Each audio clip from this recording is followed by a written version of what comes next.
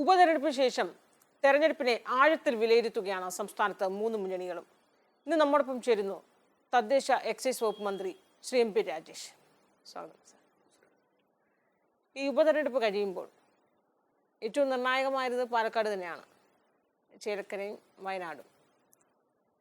ഭരണവിരുദ്ധ വികാരം ഉണ്ടായിട്ടില്ല എന്ന് എത്ര കണ്ട് ആത്മവിശ്വാസത്തോടെ പറയാനാകും? 100% ആത്മവിശ്വാസത്തോടെ പറയാൻ പറ്റും. കാരണം ഏറ്റവും നിർണായകമായിരുന്നത് ചേലക്കരയാണ്. ഇത് ഞാൻ പറഞ്ഞതല്ല. AICC സംഘടനാ general secretary Shri KC Venugopal തെരഞ്ഞെടുപ്പ് ഘട്ടത്തിൽ പ്രഖ്യാപിച്ചത് ചേലക്കരയിലെ വിജയമായിരിക്കും രാഷ്ട്രീയ വിജയമെന്നാണ്. പ്രതിപക്ഷ നേതാവും അങ്ങനെ തന്നെയാണ് പ്രഖ്യാപിച്ചത്. ചേലക്കര പിടിച്ചെടുക്കും എന്ന് പ്രഖ്യാപിച്ചു. അത് ചെറിയ ആത്മവിശ്വാസത്തിലൊന്നുമല്ല അദ്ദേഹം പ്രഖ്യാപിച്ചത്. 5000 വോട്ടിൻ്റെ മാത്രം ഭൂരിപക്ഷമാണ് ശ്രീ സഖാവ് കെ രാധാകൃഷ്ണന് പാർലമെൻറ്റ് തെരഞ്ഞെടുപ്പിൽ കിട്ടിയിട്ടുള്ളത്. അത് മറികടക്കാൻ ഞങ്ങൾ 5000 അല്ല 15000 വോട്ട് ചേർത്തിട്ടുണ്ട്. എങ്ങനെ വോട്ട് ചേർത്തു എന്ന് ചോദിക്കരുത്, അത് രഹസ്യമാണ്, ഞാൻ വെളിപ്പെടുത്തില്ല. ഇത് ഒരു ഇൻ്റർവ്യൂവിൽ പ്രതിപക്ഷ നേതാവ് പറഞ്ഞതാണ്. സംഘടനാ general secretary Shri KC Venugopal പറഞ്ഞത് ചേലക്കരയിലെ വിജയമായിരിക്കും രാഷ്ട്രീയ വിജയം. അങ്ങനെയാണെങ്കിൽ രാഷ്ട്രീയ വിജയം ഞങ്ങളുടേതാണ്. ചേലക്കരയിൽ പ്രതിപക്ഷ നേതാവ് പറഞ്ഞ 5000 വോട്ടിൻ്റെ ഭൂരിപക്ഷവും മറികടന്ന് 12000-ലധികം വോട്ടിൻ്റെ ഭൂരിപക്ഷത്തിന് ഞങ്ങൾ വിജയിച്ചിരിക്കുന്നു. ഭരണവിരുദ്ധ വികാരം ഉണ്ടെങ്കിൽ ചേലക്കര UDF പിടിച്ചെടുക്കാൻ കഴിയുമായിരുന്നല്ലോ. പിടിച്ചെടുക്കാൻ കഴിഞ്ഞില്ല എന്ന് മാത്രമല്ല, 6 മാസം മുമ്പ് കിട്ടിയ വോട്ട് പോലും അവർക്ക് കിട്ടിയില്ല. ഞങ്ങൾക്ക് അതിനേക്കാൾ കൂടുതൽ വോട്ട് നേടാൻ കഴിഞ്ഞു. ഇനി പാലക്കാട്ടേക്ക് വന്നാലും പാലക്കാട്ടും 6 മാസം മുമ്പ് നടന്ന പാർലമെൻറ്റ് തെരഞ്ഞെടുപ്പിൽ കിട്ടിയതിനേക്കാൾ 2250 വോട്ട് ഞങ്ങൾക്ക് അധികം നേടാൻ കഴിഞ്ഞിട്ടുണ്ട്. അപ്പോൾ മുന്നോട്ടാണ് പോയിട്ടുള്ളത്. അത് ഭരണവിരുദ്ധ വികാരമില്ല എന്നതിൻ്റെ വളരെ പ്രകടമായ പ്രത്യക്ഷമായിട്ടുള്ള തെളിവാണ്. പക്ഷെ അപ്പോഴും ഈ പാലക്കാട് ആ 3ാം സ്ഥാനം, അതിൽ നിന്ന് എന്തുകൊണ്ട് 2ാം സ്ഥാനത്ത് പോലും എത്താനാകും? 2ാം സ്ഥാനത്തിൻ്റെ തൊട്ടടുത്തെത്തി. ഞങ്ങൾ പാർലമെൻറ്റ് തെരഞ്ഞെടുപ്പിൽ ഞങ്ങളും BJPയും തമ്മിലുള്ള വ്യത്യാസം 9000 ആയിരുന്നു. കഴിഞ്ഞ നിയമസഭാ തെരഞ്ഞെടുപ്പിൽ ഞങ്ങളും BJPയും തമ്മിലുള്ള വ്യത്യാസം 14000 ആയിരുന്നു. ഇപ്പം ഞങ്ങളും BJPയും തമ്മിലുള്ള വ്യത്യാസം കേവലം 2000 ഇപ്പോൾ മുന്നേറ്റമാണ് പാലക്കാട്ട് ഉണ്ടായിട്ടുള്ളത്. ഈ സാഹചര്യത്തിൽ ഞങ്ങൾക്ക് നല്ല മുന്നേറ്റം അവിടെ ഉണ്ടാക്കാൻ കഴിഞ്ഞു. അടുത്ത തെരഞ്ഞെടുപ്പാകുമ്പോഴേക്കും വലിയ മുന്നേറ്റം ഞങ്ങൾക്ക് ഉണ്ടാക്കാൻ പറ്റും. സരിന്റെ സ്ഥാനാർത്ഥിത്വത്തിൽ നിങ്ങൾ ലക്ഷ്യമിട്ട രാഷ്ട്രീയ നേട്ടം നേടാനായോ? പൂർണ്ണമായിട്ടും നേടാനായി. അതാണ് ഞാൻ ഈ പറഞ്ഞത്. ഒന്ന്, 2021 തെരഞ്ഞെടുപ്പിൽ കിട്ടിയതിനേക്കാൾ, നിയമസഭാ തെരഞ്ഞെടുപ്പിൽ കിട്ടിയതിനേക്കാൾ വോട്ട് നേടി. 2024 പാർലമെൻറ്റ് തെരഞ്ഞെടുപ്പിൽ തൊട്ട് മുമ്പ്, മാസങ്ങൾക്ക് മുമ്പ് നടന്ന തെരഞ്ഞെടുപ്പ് കിട്ടിയതിനേക്കാൾ നന്നായിട്ട് വോട്ട് ഞങ്ങൾക്ക് വർദ്ധിപ്പിക്കാൻ കഴിഞ്ഞിട്ടുണ്ട്. പാലക്കാട് അസംബ്ലി മണ്ഡലത്തിൽ 2016 ഞങ്ങൾ 3ാം സ്ഥാനത്താണ്. 2021 നിയമസഭാ തെരഞ്ഞെടുപ്പിൽ 3ാം സ്ഥാനത്താണ്. 24 പാർലമെൻറ്റ് തെരഞ്ഞെടുപ്പിലും 3ാം സ്ഥാനത്താണ്. ആ 3 തെരഞ്ഞെടുപ്പിലും പ്രകടമായിട്ട് ക്രമാനുഗതമായി വോട്ട് കുറയുന്ന പ്രവണതയാണ് കണ്ടത്. 16 കുറഞ്ഞു, അതിനേക്കാൾ വോട്ട് 21 കുറഞ്ഞു, 21 വോട്ട് 24 കുറഞ്ഞു.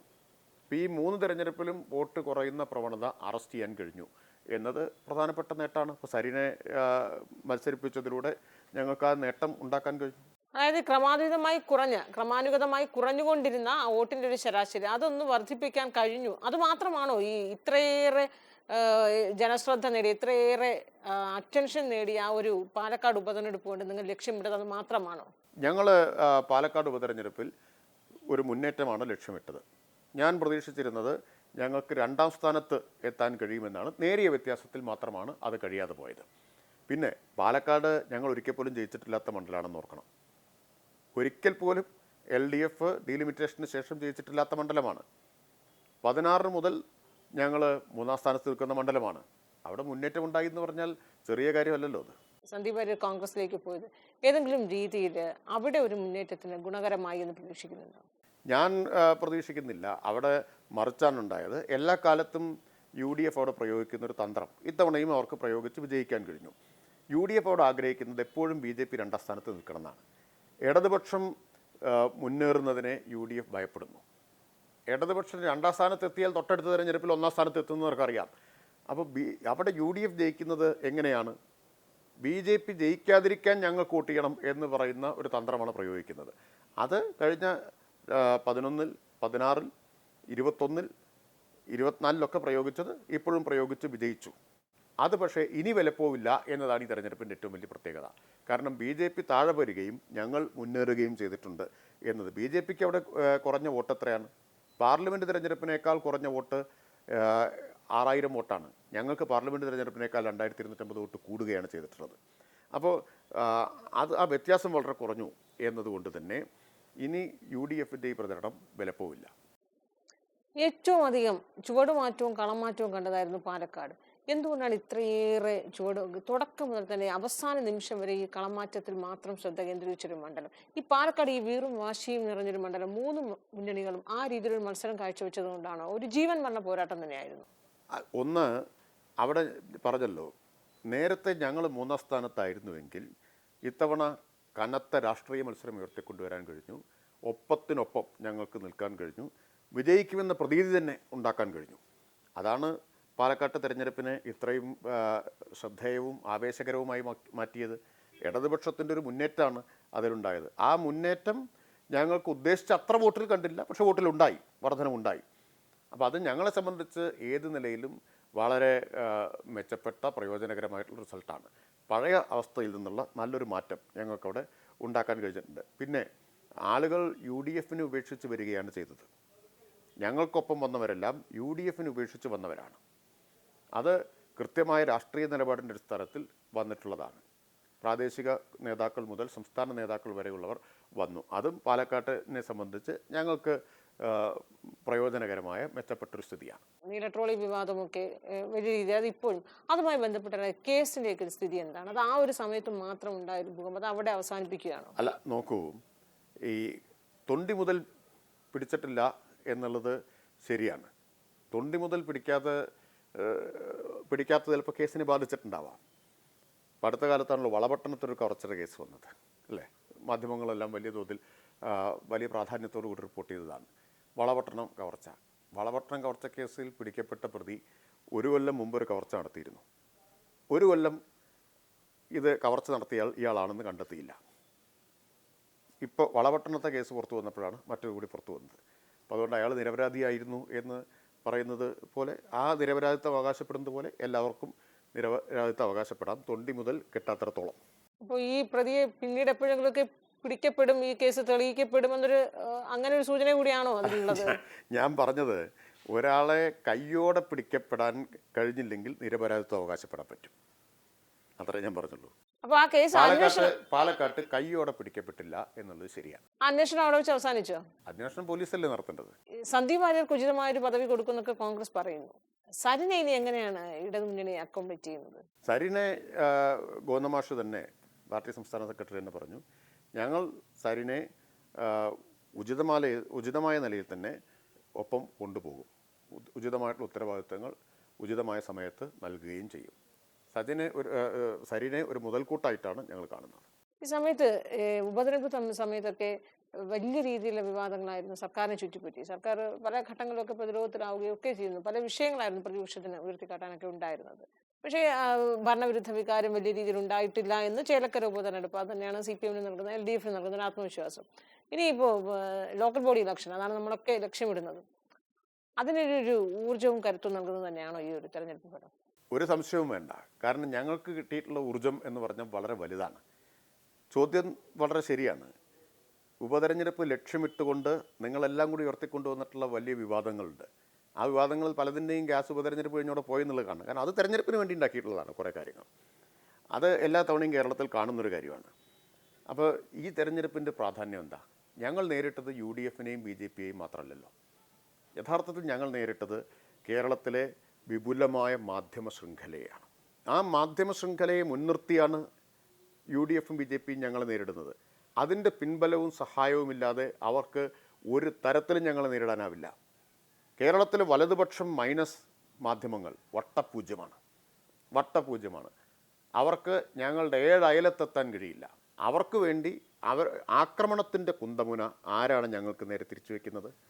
BJPക്കും UDFനും വേണ്ടി ആക്രമണത്തിൻ്റെ കുന്തമുന തിരിച്ചു വയ്ക്കുന്നത്, പീരങ്കികൾ തിരിച്ചു വയ്ക്കുന്നത് മാധ്യമങ്ങളാണ്. എന്ന് പറഞ്ഞാൽ UDFൻ്റെയും BJPയുടെയും കുന്തമുനയായിട്ടാണ് മാധ്യമങ്ങൾ പ്രവർത്തിക്കുന്നത്. നിങ്ങളെല്ലാവരും കൂടി നിരന്നു നിന്ന് ഞങ്ങൾക്കെതിരെ കൃത്യമായി ആസൂത്രണം ചെയ്ത, ലക്ഷ്യമിട്ട ഈ വിവാദങ്ങളെല്ലാം സൃഷ്ടിച്ചിട്ടും അതിനെ മറികടന്നല്ലേ ചേലക്കരയിലെ വിജയവും പാലക്കാട്ടെ വോട്ട് വർധനവും? അങ്ങനെയല്ലേ നമ്മൾ കാണേണ്ടത്. അത് ഞങ്ങൾക്ക് അസാമാന്യമായിട്ടുള്ള ആത്മവിശ്വാസം തദ്ദേശ സ്ഥാപനങ്ങളിലേക്കുള്ള തിരഞ്ഞെടുപ്പിനെ നേരിടാൻ, അതിനുശേഷമുള്ള നിയമസഭാ തിരഞ്ഞെടുപ്പിനെ നേരിടാൻ നൽകുന്നുണ്ട്. ഇത്രയെല്ലാം ചെയ്തിട്ടും ഞങ്ങൾക്ക് അതിനെ അതിജീവിക്കാൻ കഴിയുമെങ്കിൽ ഇനിയുള്ള തിരഞ്ഞെടുപ്പിലും അത് കഴിയും. അങ്ങ് തദ്ദേശ വകുപ്പ് കൈകാര്യം ചെയ്യുന്ന മന്ത്രിയാണ്. പാലക്കാട് കണ്ണൂരിലെ അന്ന് ജില്ലാ പഞ്ചായത്ത് പ്രസിഡന്റായിരുന്ന പി ദിവ്യ നവീൻ ബാബുവുമായി ബന്ധപ്പെട്ടുണ്ടായ വിവാദം, ഇതിലെവിടെയാണ് മാധ്യമങ്ങളുടെ പങ്കെന്ന് പറയുന്നത്? കാരണം ഈ ഉപതെരഞ്ഞെടുപ്പിൽ ഏറ്റവും അധികം ഉയർത്തിക്കേട്ടിയ ഒരു വിവാദം അത് തന്നെയാണ്. എവിടെയാണ് ഈ മാധ്യമങ്ങളുടെ ഒരു പങ്ക്? മാധ്യമങ്ങളുടെ പങ്ക് പറയാം. നിങ്ങൾ ഇടതുപക്ഷത്തിനെതിരായിട്ട് ഉപയോഗിക്കാവുന്നതിനെ പർവ്വതീകരിച്ച് അവതരിപ്പിക്കും. ഇതേ കാലത്താണല്ലോ BJPയുടെ കുഴൽപ്പണക്കേസിൻ്റെ നിർണായക വെളിപ്പെടുത്തലുണ്ടായത്. നിങ്ങൾ എങ്ങനെയാണത് മുക്കിയത്, തമസ്കരിച്ചത്, ന്യൂനീകരിച്ചത് എന്നതിന് ഞാൻ വേണമെങ്കിൽ മറ്റേ പത്രത്തിൻ്റെ വാർത്തയുടെ കോളവും സെൻറ്റിമീറ്ററും വെച്ചിട്ട് മറുപടി പറയാം. നിങ്ങൾ കൊടുത്ത ടെലിവിഷൻ സ്ക്രീനിൽ അനുവദിച്ച സമയം എത്രയെന്ന് വെച്ചിട്ട് ഞാൻ മറുപടി പറയാം. അപ്പോൾ ഇങ്ങനെയാണ് നിങ്ങൾ ചെയ്യുക. ഇടതുപക്ഷത്തിനെതിരായിട്ടുള്ളൊരു കാര്യമാണ് എങ്കിൽ നിങ്ങൾ പർവ്വതീകരിച്ച് അത് അവതരിപ്പിക്കും, ദിവസങ്ങളോളം ആഘോഷമാക്കി മാറ്റും.